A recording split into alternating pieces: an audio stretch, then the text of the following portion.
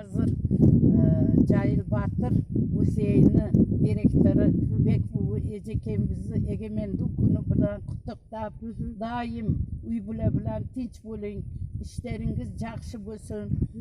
Bundan keyin ham bunday nimeni o'tganlarimizni eslab, aşılar tarixini bütün elge tanıtıp жүрүшүлүгү насип айласын.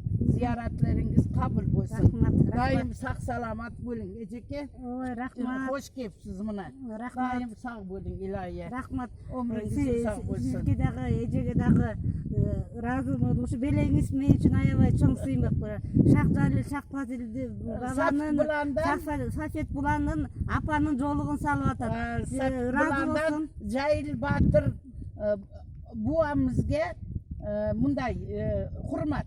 Рахмат, рахмат. Мен дагы шашылыш болуп калды, грамота даярдалбай калдым. Сиздерге кийин келгенде Кудай кааласа грамота менен, биз да сыймы белеги менен келем.